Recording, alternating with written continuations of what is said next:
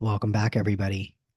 So today we are chatting with Kendall Wesenberg, originally from Modesto, California.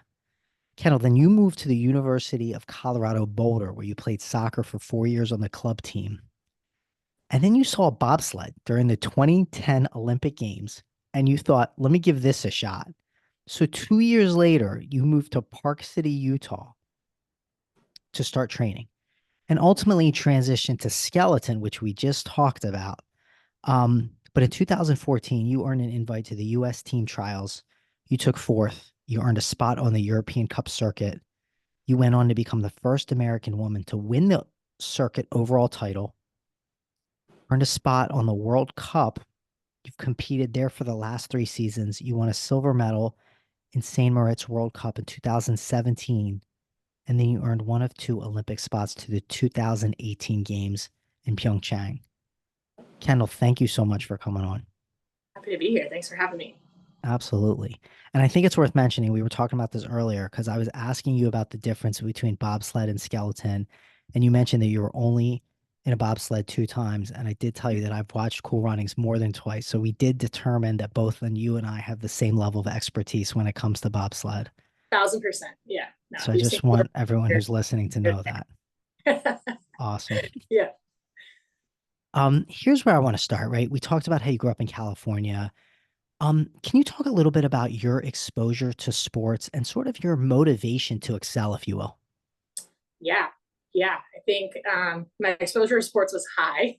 I played just about everything, or at least all of the traditional American sports. I played volleyball, basketball, soccer, track, tennis, golf, you name it. If my parents can stick us in an after school program, they did that. And so that was my upbringing, just a little bit of a lot of things.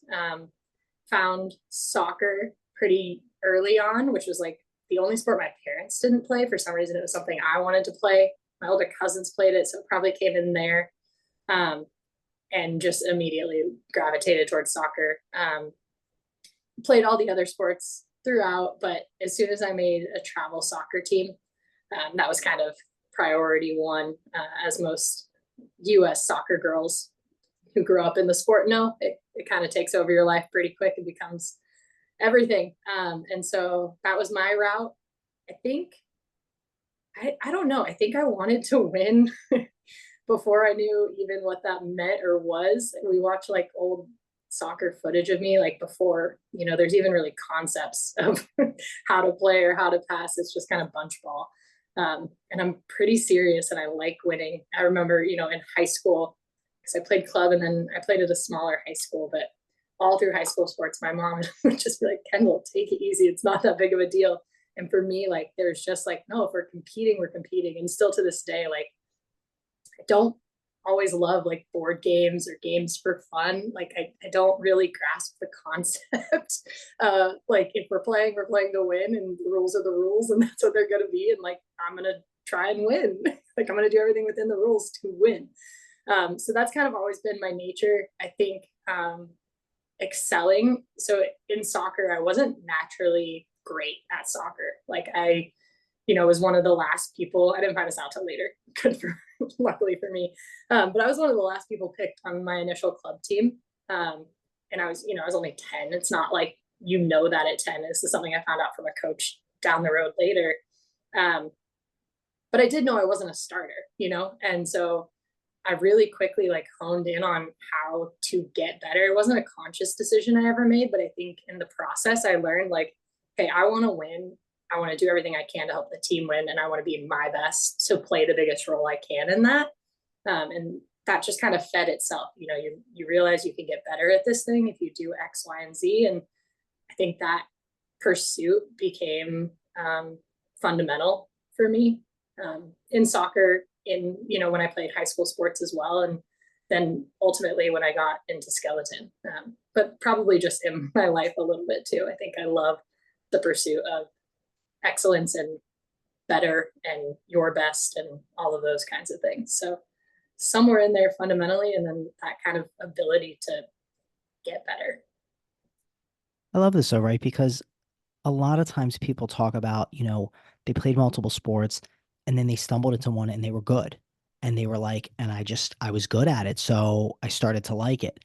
But you're talking about this idea of like the competition aspect and that you love to compete. But then also, like, there was this opportunity to not only compete with other people, but compete with yourself, right? And you talked about wanting to get better, honing your skills, playing the biggest role in this pursuit of excellence, right? So this whole mindset, if you will, of what can I do to get better? How can I compete? How can I look for more opportunities to compete?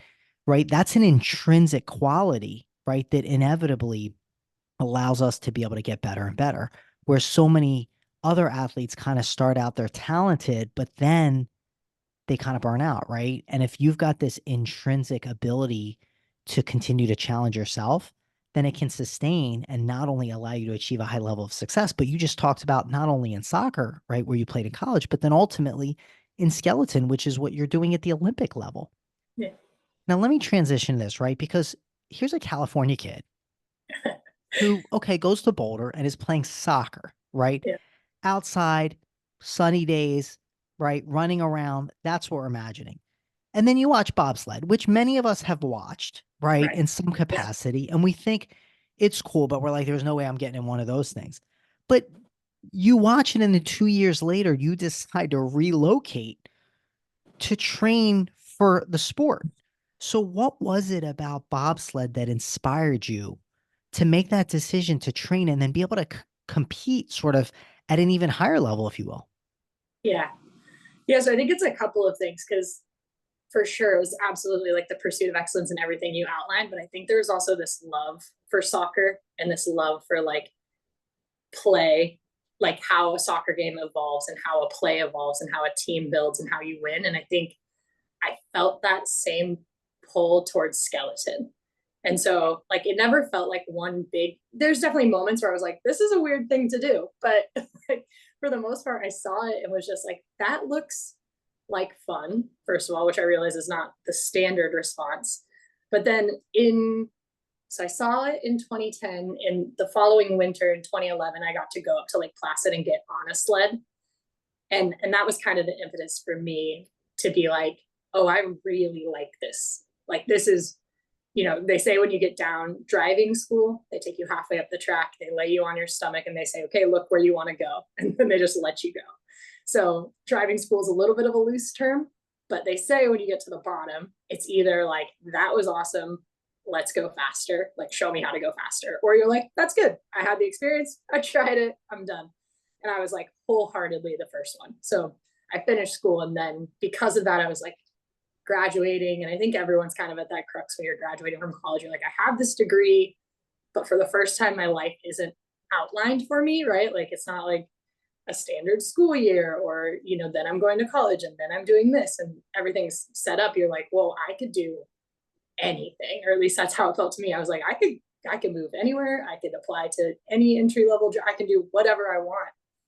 And like, it's all fair game. And so there was just a piece of me that was like, I need to know what that skeleton thing is. And I, was gonna ski bum for a winter anyway. And why not do that in Park City where there's a track and I can slide at night? And there was a program, and I lucked into having an incredible coach who was like perfect at introducing me to the sport and building it up. And so, yeah, I guess that's not a direct way of answering your question, but it's kind of just like this following the things that felt really true to me or really exciting to me that I cared a lot about. And that care made me want to be better and better. And yeah, just certain moments of definitely like, all right, I'm going to jump. Like, we'll see how this lands.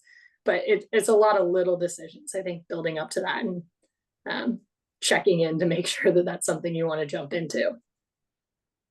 Let me ask you a question. So you watch bobsled and then, you know, you've been in a bobsled, but ultimately you decided to do skeleton. So can you talk a little bit about the differences, but really the difference for you and why you chose skeleton over bobsled, if you will? Yeah. So kind of twofold. I saw bobsled, and I think the thing I really liked about bobsled was that it was a team sport. Like, I grew up playing team sports. Even when I played tennis, I wanted to play doubles. When I played any sort of golf, I wanted to play like best ball. Like those are my kind. Like, that was the only way I was I just really like I win, you win, we win, kind of the collective 1 + 1 = 5 if you can. Um, so that was the pull to bobsled. I was like, I think I'm athletic enough to figure out how to push a sled quickly. And then I really like adrenaline. I really like intense things. I've been skydiving and bungee jumping, all those things you can do. So I was like, this feels like a good fit. I think pretty quickly. I'm pretty calm under pressure. Like, this feels like a good fit. And that was the draw towards bobsled initially. The switch to skeleton, um, I I looked at the size of the bobsled girls, and they're just heavier, bigger, faster than I was. It was kind of like pretty quickly. You're like, oh, they're really fast. Like, they are incredibly quick, and like maybe I could be that quick, but like size wise, I was a couple inches short. I came from soccer, so I'd come from like an endurance background. Skeleton, I just felt like the better body type for. And then once I got on a skeleton sled, it was, I mean, you couldn't have talked me out of it. There's just something about when you drive a bobsled, it's a lot like driving a car. You have what's called D rings, and you pull one way or the other to get the sled to navigate. In skeleton, it's like a lot more flowy. You're using your shoulders and your knees and a little bit your head. So there's just a feel to it that's unlike anything else. So yeah, I think that answers your question in a really long-winded way, but those are kind of the pieces along the way. But yeah, the only time I've been in a bobsled was because this new pilot needed a brakeman. So you're basically a bag of rocks in the back. No, I mean, you answered my question, but I think you also highlighted a lot more than I was asking, which I love. And here's why, because, you talk about this post-college part of your life. And for a lot of people, that's an incredibly, incredibly difficult transition for multiple reasons, right? Especially as a collegiate athlete, because you're used to sort of showing up, having practice, having that structure, having that team aspect. That's who you eat with, that's who you hang out with, that's who you see every day. And so that transition, not just from an athletic standpoint, but from a social standpoint, like all of it just quickly, quickly drops. Um, and so many college athletes struggle with that, right? There's also then that academic piece of sort of you're studying for something, you're always going to the next thing, you go from one school to the next to the next. And so there's this line of structure that both athletics as well as academics provides. And then within that is kind of everything is outlined. It's interesting because then so many of us look and say, okay, what is our next step? And we feel like we have to figure out our next step, whether it's grad school, whether it's a job, whether it's an internship, whether it's whatever. But that's also the first time in our lives where now we have the luxury of time. And we can really utilize that to say, let me explore, right? Let me learn more about myself, not what I need to learn in a textbook or in a classroom, right? Like, let me take a class in life, not a class in sociology or psychology or biology or whatever it is, right? And so for you to sort of pivot and say, I'm going to go and try this thing out, but then also say, well, what did I like about team sports? Well, I liked working together. I liked being collaborative. I like adrenaline. Hmm. And so we take these concepts that we learned in athletics that motivated us, that inspired us, right? That competitive edge that you talked about earlier, right? Wanting to get better at something, wanting to kind of hone your craft. And so all of those concepts that allowed you to be able to be successful and also connect with your sport, you're able to take that, extract that, and sort of apply that to something else. But within it, then you learn more about yourself and sort of adapt within that, and you find a whole nother sport, right? And how many people are going to expect that a soccer player is going to end up going headfirst on a sled in a luge? Like, it's not something we see, but the ability to be creative and explore and just to like see where life takes you opens you up to so many different possibilities. And to me, I think that that's the brilliance in all of this, is whether you're going from one sport to another, but the ability to sort of be open and creative to learning more about yourself and having different experiences, traveling to different places, learning about yourself in different ways can open up so many possibilities, right? That can lead to other things that you never would have expected, right? Um, Now let me ask you this. So in your sport, I would imagine those of us who don't participate in your sport, it's a very misunderstood sport, right? Um, so can you talk a little bit about like how mindset plays a role in your sport? And then how do you train it? Because it looks scary, it looks terrifying. It also looks like, okay, so you get on it and you slide down and y- you know, we've I've been on a sled before, so Yeah, like how hard could it be if you're willing to like go through like the uncertainty and the adrenaline and the fear.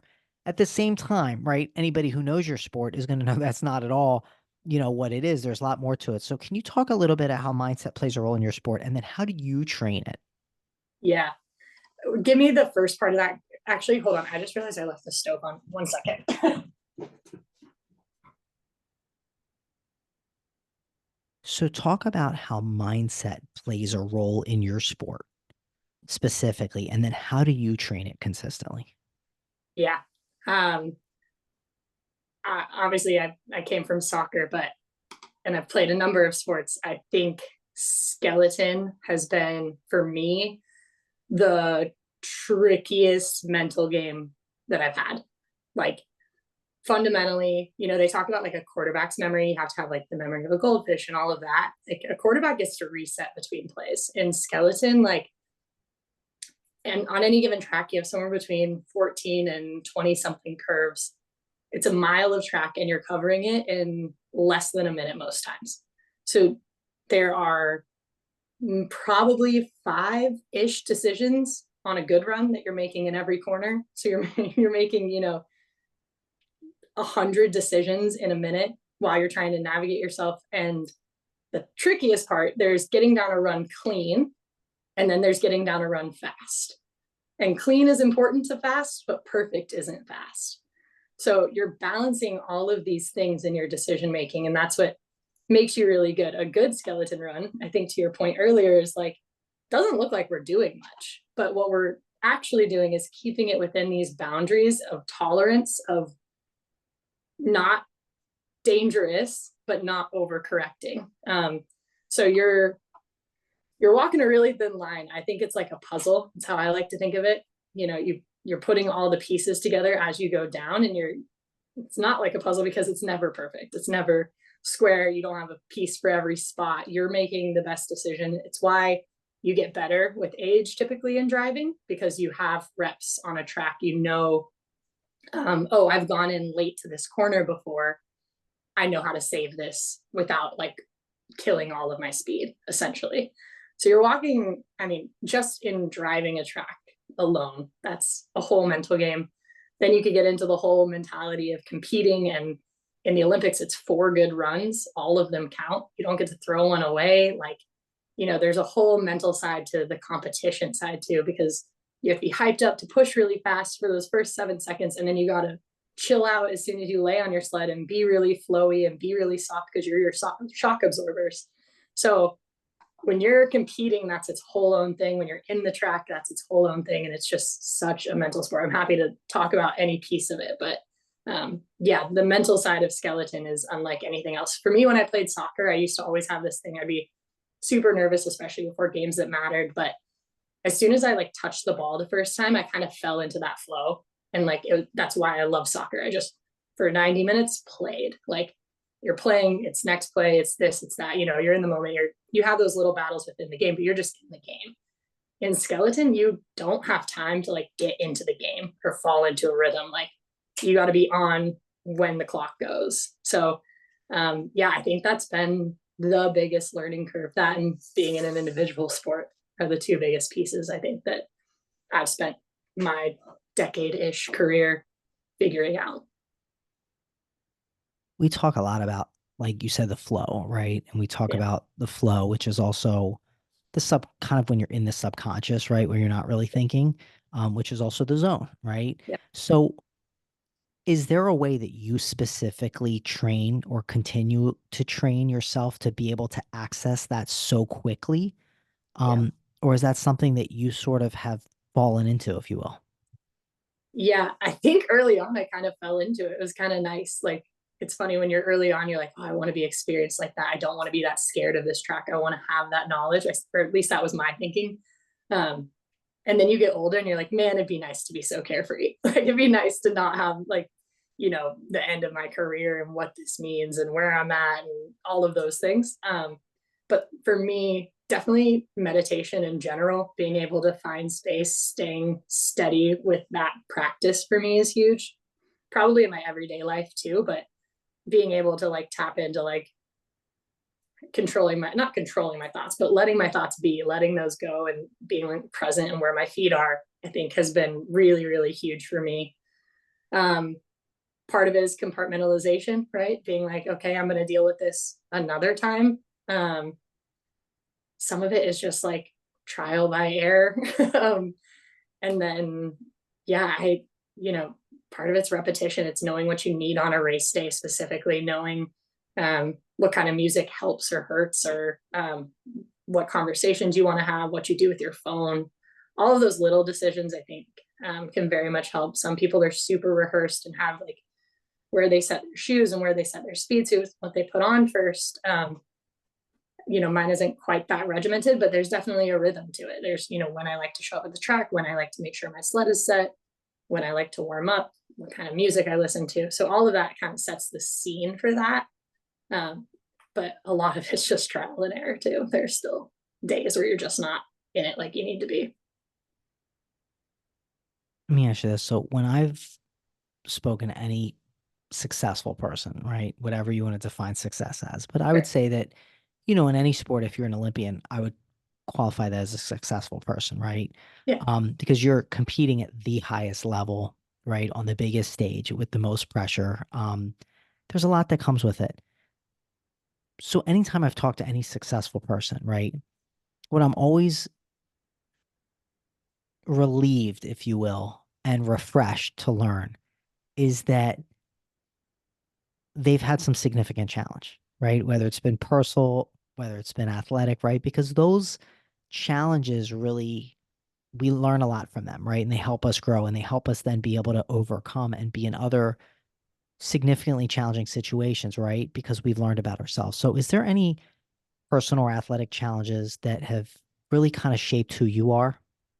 for sure. I think there's like a whole bag full of them. I don't know if you want like narrow in on a specific. It's interesting because I think when you were even talking about my transition after college, I think I was set up for success in that because I didn't go the traditional route. I didn't go to a D1 school on a scholarship. I didn't, I didn't stay in the regimented system that I was intended to growing up playing club soccer. And that was one of my good guy friends passed away at the end of my high school career, like my senior year in high school. And I was just like, I think it changed my perspective and ultimately probably my trajectory, although, it's impossible to pinpoint. But I think in that moment, I was like, okay, well, why do I want to play collegiate soccer? And that's what ultimately led me to play club soccer instead and, not put the pressure on myself of like, I'm only as good as the school I get recruited by and how many minutes I play there, kind of the mindset I had ended up in because of playing competitive sports and being a competitive person.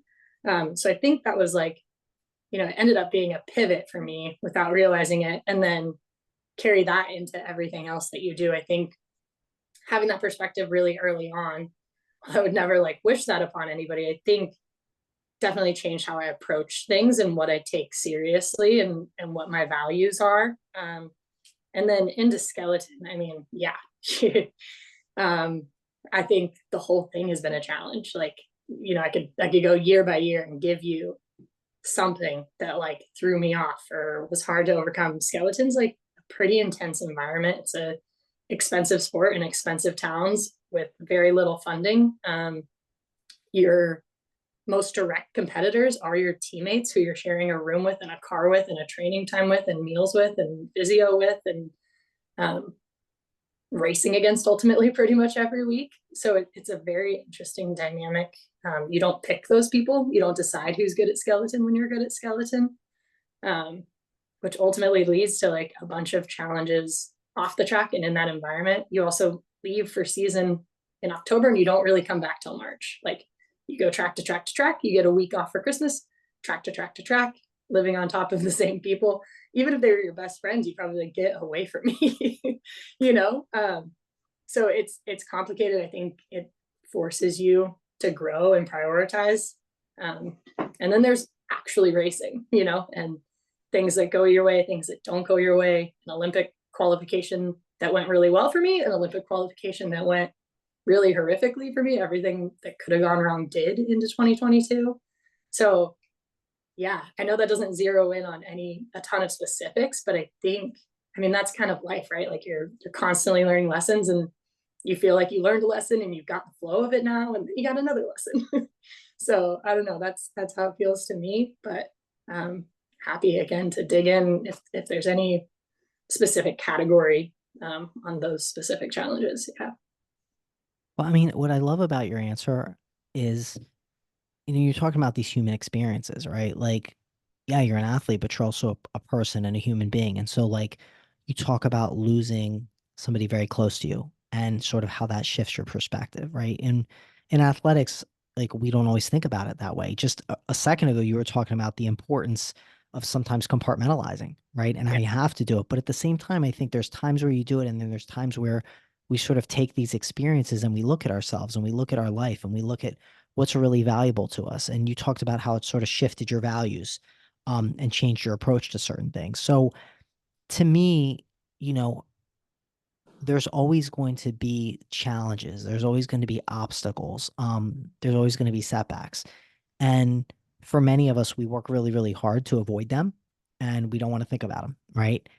But those of us who choose to embrace them, those of us to really look at those obstacles as opportunities to grow, um, that's where I think there's so much value and the ability to continue to excel and the ability to continue to get better and the ability to compete at high, high levels. And this is where I was sort of going with this at the beginning was when I've talked to any super, super successful athlete, and I mean by that is where other people look and be like, wow, you're a world champion, you're an Olympian, you're a Super Bowl champion. And you talk to them, there is so much humility and there is so much sort of like pride in the struggle, right? And sort of saying, oh, I've had struggles. And I'm not only have I had them, I've had multiple of them. And by the way, I'm happy to talk about them. And let me tell you about this one and this one and this one, because I think those of us who have been successful know that that's where the growth comes from, right? And how we frame and how we reframe these experiences are so important. So, what I really appreciate about what you said is not only is it the loss of a loved one and shifting your perspective, but then it's also every year having to deal with challenges, right? And even having to figure out how to navigate that and learn more about yourself, right? I mean, you even earlier talked about you graduate college, you go to this town, right? Which is a very unique town, right? Which is a very unique touristy town. But then, like, you're trying new things. And what happens? You learn a lot about yourself and you set yourself up for. So, even the ability to continue to have to challenge yourself, right? And those you're with, and continue to dig deeper in who am I? What am I doing here? How am I going to be authentic? How am I going to be true to myself? How am I going to continue to inspire myself and be motivated, but also know that it just gets harder and harder and harder. And the more I do it, the harder it gets. But that's also why I keep doing it, right? Like that goes back to your competitive Yeah. comment from day one is like, how can I hone in? How can I continue to compete? How can I continue to grow? And so if that's the way you approach it and you know it's only going to get harder, right? You even talked about accessing the zone, like, oh, if it was so easy, like as you get older, there's so many more things that you have to invest in. But if you're willing to sort of identify the struggles where the growth is going to come from, and that those challenges are actually setting you up to be able to become stronger, and more resilient, then I think that whether you're an athlete, you're a person, you're a friend, you're a family member, a teammate, whatever it is, you're only going to continue to get better and better and better, right? And that to me, I think, is a mindset, Yeah. and it's a way of approaching life, knowing that the longer I do this, the more challenges I'm going to have. But that's what's so cool about it. Yeah. Now let me ask you, I was struck by this, and I'm going to tell you why, but on your Instagram, Yeah. it says, be kind, work hard, have the most fun. Yep. That saying, that series of saying means a lot to me for so many reasons, which I'm going to share with you. But before I share with you why that's so meaningful to me, Yeah. I wanted you to talk about that motto and why it's so important to your success. Yeah. I mean, I kind of think that's the fundamentals of it, right? And somewhat in that order. Um, yeah, you talked. I loved how you summarized all of that. I think it took me a really long time to figure out that I loved the challenge and that the challenge was okay. I think I had a really great sports psych early on in my career through Team USA, who gave me a book and he was like, I don't care if you read anything else, just this first page. And it was like, said something to the effect of life is hard. And once you accept that, it's no longer an issue. So I think, it took me a couple of years for that to really catch on, but hopefully I have that a little better now. And I do love the challenge. But to the point of be kind, work hard, have the most fun. I think it's a prioritization order. I think first, be kind. It's not always nice. It's not always going to be me, giving you everything you want, maybe, or whatever nice might look to you. But I'm going to be kind. I'm going to be fair. I'm going to be consistent. I'm going to be empathetic in how I show up, hopefully, and have some understanding. And I think, again, these three things are always in your control. Like, these are the three things that the circumstances can suck. You can be treated super unfairly. And at the end of the day, those are the three things I can choose. And those are the things that I hope that I hold true to no matter what. So the be kind, yeah, kind of covered that. I just think that's a general good approach to how you should treat everybody in whatever circumstance you're in. Work hard. I think that's kind of self-explanatory. Like, bust your butt, give what you got, do the extra effort, show up first in, last out, all that. A lot of them are a bit of a cliche at this point, but it's the truth. Like, at the end of the day, you can always control how hard you work and then have the most fun. I don't know. I just think, why not? You get to choose your reality a little bit. And sure, your plane can be delayed and you can be stuck in an airport and that can suck and you're going to miss whatever. But like, that's where you're at. So why not find the nearest bar with a TV and make some friends and, like whatever. And maybe I'm not feeling social that day. I'm not saying that has to be the exact choice, but yeah, we like in soccer, you get put in vans often. I think this is kind of where that came from, but team vans, and people would, kind of angle to be in a van with their friends or the cool kids or whatever. And like at some point, I just realized like I'm not going to stress which van I get in, but whatever van I get in is going to be the most fun van. And I hope that your van's the most fun van for you too. But like my van's going to be the most fun van for me. So I think that approach, like, yeah, they're the three things you can control. I think it's how you treat people, what you expect of yourself, and kind of what you put back. There's a lot to it in such three little phrases, but it's kind of my fundamentals and my baseline. So, Kendall, this is why I love this. This is why I love this. Number one is I talk so much about controlling the controllables. And I talk about how when things get chaotic and things get overwhelming, most people will tend to overcomplicate things, right? And that's when it gets worse. But if you simplify things and you come back to three areas of focus, three fundamentals, right? Um, and that number is really, really important because our brains process things in chunks of 3 to 5, right? Interesting. That's why when you say your phone number to somebody, you say the first three numbers, the next three numbers, then the next four, right? It's called chunking. Our brains actually process information in chunks of 3 to 5. Also, why when you pull out your credit card, unless you have an American Express, the numbers are grouped in chunks of 4, Yeah. right? So that number 3 is really, really important because our brain can process that and wrap our mind around it.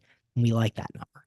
That's important. Number 2 is those three you can absolutely control. And I talk about the three controllables are always effort, attitude, and gratitude. Yeah. Effort, attitude, and gratitude, right? So this is important to me because I have a 3-year-old son, right? He just turned 3 this past weekend. Nice. And when his name is Zane, and when Zane started playing soccer at age 2, we go to little soccer shots. Before we got out of the car, I said, buddy, we have 3 rules for today. And I'm thinking in my mind, how can I conceptualize effort, attitude, and gratitude? Yeah. Right. Yep. And initially, I was thinking work hard is effort, be Sure. kind is attitude. And gratitude is like, it's about fun, it's enjoyment, right? Appreciating your experience. So initially, but I thought to your point, I said, be kind is so important. That's where we should start. So I Yes. said, Zane, here's our three rules. Be kind, work hard, and have fun. And I just came up with them. I love that. And I said, that's what we're going to focus on today. Okay, buddy. And so every time now, whether we go to soccer practice, whether we go to lacrosse practice, whether he goes to school, I said, buddy, what are our three rules? And he looks at me and goes, Daddy, be kind, work hard. And then we both look at each other and we go, and have fun.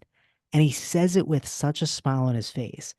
And so when I saw that written on your Instagram, I can't even tell you how meaningful that was for me because here I am, an athlete, a mental health professional, doctor, but most importantly, and the thing I'm most proud of is a dad. And I get to look my little boy in the eye and I tell him, be kind, work hard, and have fun. And he's now repeating that. And I'm seeing an Olympian who I've never met Yeah. posting that on her Instagram, on her social media for everybody to see as Yeah. again the three fundamentals. And so to me, whether you are a 3 year old boy starting out and playing a sport for the very first time, whether you are a not 3 year old boy, right, Yeah. who's competed at the highest stage, or whether you're anybody in between, those three concepts are so important for success, um, for mental toughness, for resilience, for confidence. Like those three things are so important. If you fundamentally focus on those three things, Good. right? Yeah. You're good. Yeah. Absolutely, you're good. And they're always within our control. And they're always within our control. And to me, that idea and that sort of embodying and simplifying and coming back to these core values of things that are so, so important, Yeah. yet can be taught to a 2 year old or a 3 year old, Yeah. right? Who can Yeah. wrap their mind around it. Like, what is more beautiful than taking a complicated world, a complicated situation, all these amazing, complicated things that we're trying to accomplish and simplifying it? And so you did that. You Yeah. did that on your page, and I saw that. And I'm literally beaming with just Yeah. excitement and joy and true appreciation for you because I know as a dad, when I look my little boy in the eye and say that, I know it's right, but I also know that other people believe it. Right. And so to me, it was just so meaningful. And I had to share it with you. And it was like the coolest, weirdest thing. And I was like, Yeah. you gotta be kidding No me. chance. You Yeah. gotta be kidding me. Yeah. Um, so anyway, I wanted to share that with you. I love it. Thank you. Great. Thank you Yeah. for that. Yeah. And I'm Zane and I excited need because to, I think. what I'm gonna have to do is I'm gonna take a video of my little Yes. boy saying Oh, those three things, and I'll send it to you so you can please see the do. impact and how special it is and how pure it is and how innocent it really, Yeah. really is. And sometimes we're like 3-year-olds too, right? Like even in a breakdown, like even in your work, like I think that's what it comes back to. Like it's those are three things. I didn't know the science behind it. It's great to have something to back it a little and you put it into terms maybe I haven't processed it in, but yeah, that's really, really cool. Yeah. Well, and we also know that when we have fun, our brains release certain different chemicals where we're less stressed. We put more effort, more motivation. So, like, we're going to be more successful. I mean, again, it's not just Yeah. like a cheesy thing and it's No. all about like it's how you play the game. No, if you want to win, Yeah. which you wanted to win early on in whatever sport you played, if you want to win, this is the formula, but it also allows you to do it.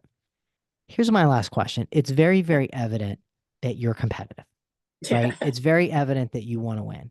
Yeah. Um, and this is not just an athletic thing for you, it's a lifestyle for you, right? You talked about even like what's the point of playing a board game if there are rules and if you want to win. So whether it's soccer, whether it's bobsled, skeleton, or biscuit challenges, Oh, oh, you tend yeah. to be competitive. So I want you to talk about what a biscuit challenge is and how do you earn 8 biscuits? Yeah. So I have a good job. I should lead with that. It is a biscuit challenges are because my friends are silly and fun too, mostly. It developed in college. You have a lot of free time on your hands. One of our friends is in charge of biscuits. She's the only person that can validate a biscuit effort. Has to be stated. It's basically a fancy truth or dare, or it's just dares. It's just a dare system. And when you complete one successfully, you get a biscuit. There's a video somewhere. thank goodness I went to college before video cameras were really good. But it's me like running through the quad and I hit a slack line at full speed, and like pretend I don't see it. Essentially, that's one of my biscuits. Um, Again, I've never had regard for bodily harm, which is why I have 3 surgeries at this point. But yeah, they're just dares. They're outrageous. They're usually things you can do to make your friends laugh. Again, one of our friends is in charge of whether it's biscuit worthy or not.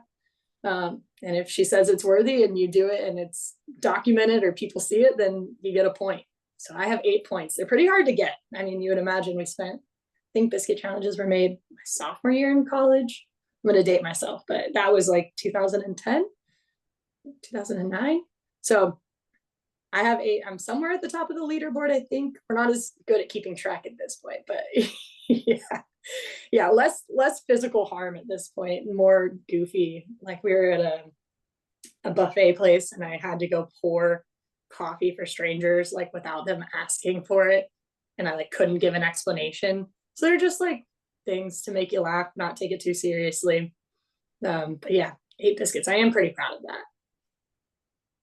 So the other thing I talk a lot about that helps with mental toughness and resilience and success is being comfortable with being uncomfortable, right? And putting yourself in difficult situations that, you know, allow you to not only learn about yourself, but also be able to think differently in different situations, right? You even talked about being in, going from soccer to bobsled to skeleton and how you sort of had to think about things differently and you learn about things differently, but also the core fundamental things about who made you you and what allowed you to be successful. You translate that over.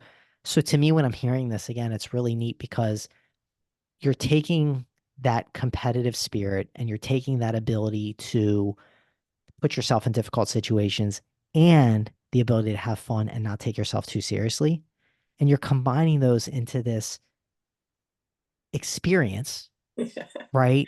That is building memories, Yeah, right? And with your friends. And so here you are like doing this. And to me, it's this again, it's such a really neat thing. I had no idea what it was, by the way. I just know I read it and I'm yeah. like, I gotta ask about this, man. What is They this all always ask about? us for 3 fun facts, and I was put on the spot, and I was like, I don't have fun facts. And that's what came out, and now, yeah, now you can learn about biscuit challenges online. But again, I think like whatever you're trying to do, if you have the ability to just find ways to challenge yourself, find ways to be uncomfortable, find ways to have fun, right? Like this is these are all things that we can do, right? Whether we're trying to go for an Olympic medal or whether we're just trying to like make an adjustment from college to life, right? Or whether we're just trying to like navigate our job or to be an Olympic champion, right? This whole concept of like, you said this earlier, you said you're keeping with the boundaries of tolerance and it's not dangerous and you're not overcorrecting. Yeah, Like, that's how we're supposed to live life. Like, there yeah, are certain boundaries we need to be tolerant and like, we need to kind of go with it a little bit, right? And just find opportunities to be able to like trust in ourselves and trust in our people that we're going to be okay, but also be kind, work hard, and have a ton of fun. Like yeah, that's the epitome of what you're describing. yeah. Kendall, anything else you want to add before we end? I think my friends are going to be geeked that there's so much science behind biscuit challenges. It was, Oh, it's uh, scientifically proven, yeah. and I totally endorse it as a medical professional. You Maybe guys need not to all of them. We'll keep give you the going. full down before before you get endorsement. But no, I've loved this conversation. I really appreciate your insight on some of the things maybe I didn't even realize there was, science to back. And yeah, it's been great. Where can people learn about you and support you? Yeah, I think my main source is Instagram. I've tried the TikTok thing. Unfortunately, I'm just a millennial, not a Gen Zer. I can't, maybe one day, but both of them are at Kendall Lorraine, KendallOrraine. That's my handle on both of those. So yeah, that's where I post most of it. I'm in a little bit of a surgery recovery right now, and we'll see what skeleton ends up looking like for me. But yeah, see what happens there. Kendall, I really, really appreciate it. This was an awesome conversation. I had a ton of fun. I learned a lot. I hope other people did as well. If you did, please consider helping us grow this show together by leaving a 5-star review on Apple Podcast, iTunes, Google Play, Spotify. If you don't have access, email me your thoughts, mindsettraininginstitute@gmail.com. to learn more about me and my work, mindsettraininginstitute.com. I'm also on Instagram at Dr. T underscore sports psych, SPORTSPSYCH. I want to thank Kendall Wesenberg. I want to thank the hidden opponent that sponsors this. And I want everybody to remember, be kind, work hard, have so much fun. Mindset is everything.